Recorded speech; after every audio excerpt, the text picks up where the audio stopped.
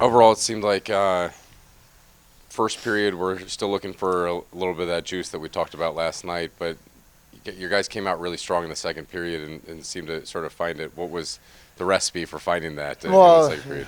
I think we were embarrassed with the way we played in the first period. Full marks to St. Cloud State. I mean, they came out and we watched them skate around for 20 minutes. And if it wasn't for Bruno, it would have been a lot worse than 1-0. I think it was just that, Drew, just picking ourselves up and realizing that we're better than what we showed that 20 minutes.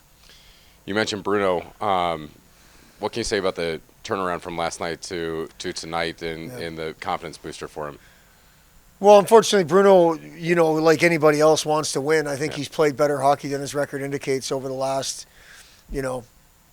number of starts since Neaton's been out. Let's just say. I feel for him. I know there was some pucks he wanted back last night, but he really battled back tonight, and I would have liked to have seen him get rewarded with that effort because he deserved it. We're still learning about Bruno, Drew, but that type of response, it's pretty serious. And he did the same thing at Duluth. I mean, the Friday night game he got pulled, and he had a great game on Saturday. I thought he did great tonight, and wished he could have got a better result. St. Cloud seemed to be able to limit shots for you guys. Again, you ended up with 7 of your 22 shots from the blue line. What were they able to do to kind of limit the forwards? They're just really good. You look at the core of their D. They just make it difficult, man. In the first period when we don't have the juice, no chance. And the second period when we're trying to find it, it made it difficult. It was a good play by Moulton there to sneak one in. We had some chances. It wasn't as consistent as we would have liked. I agree with you. 22 shots isn't good enough with 7 of those shots being perimeter. But full marks to them. I thought our guys were more competitive in the second and third. We just couldn't really get anything sustained as far as pressure towards their net. It seemed like the backside of the ice kept coming back as a problem, and a couple of their goals were, pucks moved east to west. I see what you're saying. Yeah. What did you do, I guess, to be more aware of what's going on the other side? Well, unfortunately, we didn't do enough. Their winning goal was a puck thrown from the corner, and we've got guys standing there with their stick in their hands, and then same thing on the third goal. We're late getting to the corner. They throw a puck, which on video, our series up there. I think they're taught to throw pucks to the slot towards the other team's net, funnel pucks, and they're really good at it. And we didn't do we didn't execute what we asked them to execute, which means be prepared for those pucks. And 2 of them, cost us the game. You guys look really good on the power play this weekend, but only had 2 opportunities. Is there anything you can ask your guys to do, I guess, to just try and get to the power play more? Second and third effort. That's my opinion. I always feel that way. If you're only getting 1 power play a night, that means your second and third effort isn't there, and that's something that I think we've had in the last 4 to 6 games, and this weekend it just wasn't there, at least consistently. Because that's what I think it is. You can't ask much else other than to just keep fighting, keep pushing. But if you're skating and your second and third effort is there, I think you're drawing penalties. That's my opinion.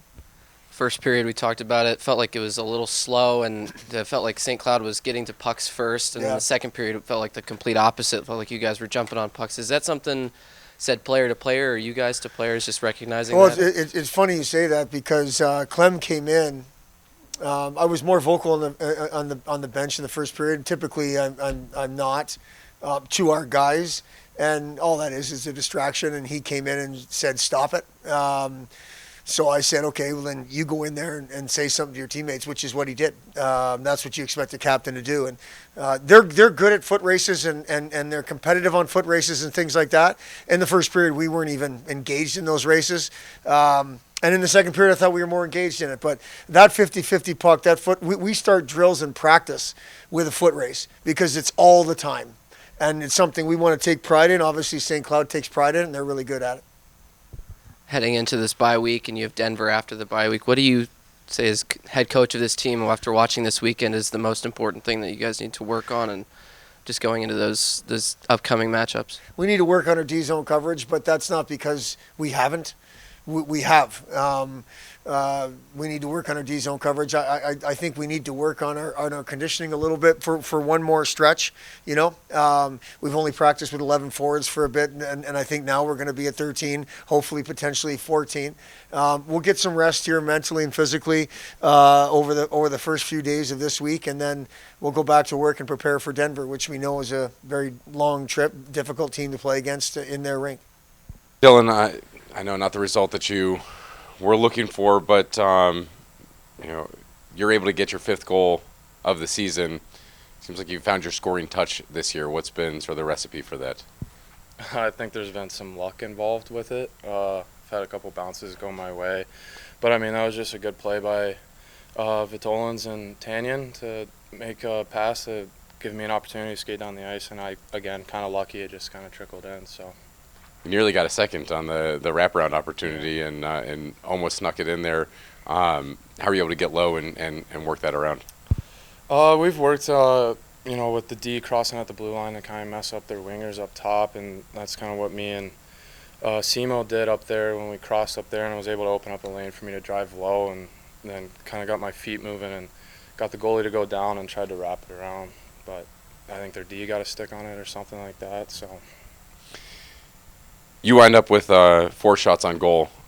Shots were at a little bit of a premium for you guys tonight. How were you able to get so many in on net, and what were they able to do to limit sort of the overall shots? I mean, for us, just, our offense is, we got to get the puck in, and we're a good forecheck team. I don't think we did that very well this weekend. It would show at times when we did do it. We would get the puck moving, and we would get those opportunities, and I was just fortunate enough to find some spots where I could get some shots off. Dylan, it seemed like you were pretty offensively active tonight just in terms of pinching in and getting down low. Was that a deliberate choice that you made, or was that something that just kind of happened? We like to, when the puck's, kind of below the goal line and we're getting to our forecheck, we want to shrink the zone, so get the D down.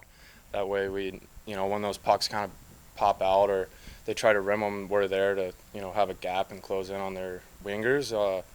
And, I mean, I think tonight I was just kind of fortunate that the puck was finding me, so.